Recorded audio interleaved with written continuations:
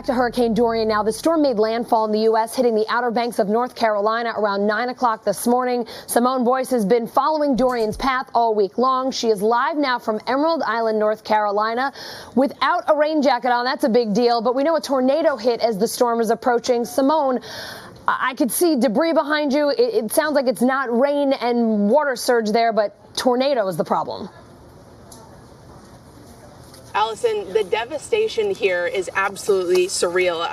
Where I'm walking, it honestly looks like it could be a film set, but this is reality for the residents of this tight-knit community here in Emerald Isle. It's a beachside community, and as you can see behind me, they are beginning to pick up the pieces here. This waterspout tore through here yesterday morning at around 9 a.m. Thankfully, that was after the mandatory evacuations had been put in place a day earlier. So no lives were lost here, which is truly a miracle. But obviously, there is a long road of recovery and rebuilding ahead for these folks here. I spoke to the mayor of Emerald Isle about what happened here yesterday and what next steps look like.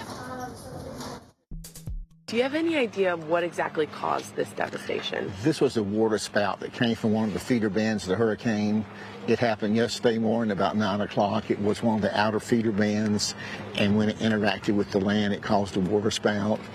We've had water spouts here before, but this is by far the worst water spout we've ever had. The devastation is just unreal. What does the rebuilding process look like from here? What kind of resources or help have you been receiving, if any? We're filing preliminary reports right now. We're going to see if we qualify for some FEMA aid or some other aid, but our staff had a meeting this morning. I just left a meeting where we talked about this. We're trying to get the roadways cleaned up now so cars can access this area.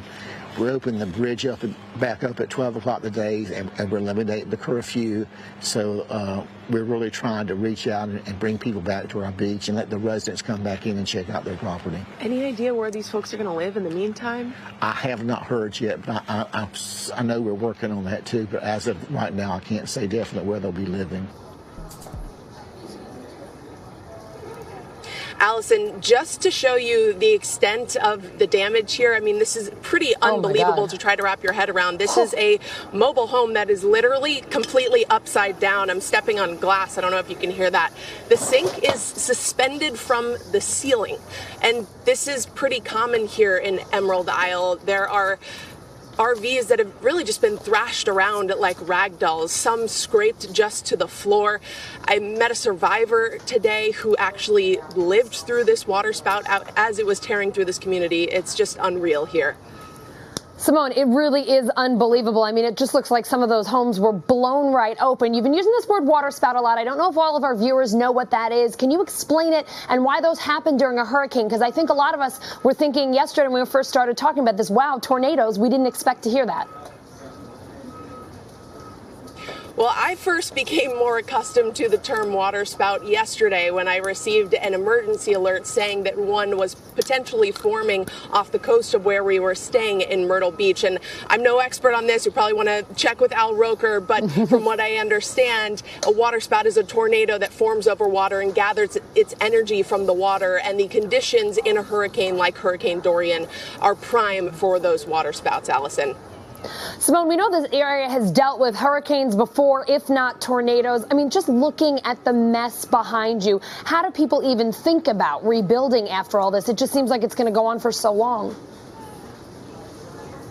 Well, these storms are a reality in a coastal community like Emerald Isle, and many of the people here have lived through several hurricanes before this. Spoke to a woman who had literally just rebuilt her home from Hurricane Florence a few miles away from here, and she nearly lost her RV here in this park. But she also mentioned to me that several of the residents here are so thrown by what has happened and just how many storms they've lived through in the past that they're not sure that they're going to return at this point, that there's too much risk, that it's just not exactly worth it anymore to live this close.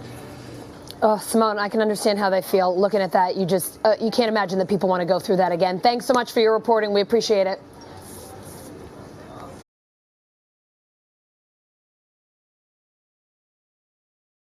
Hey, NBC News viewers, thanks for checking out our YouTube channel. Subscribe by clicking on that button down here.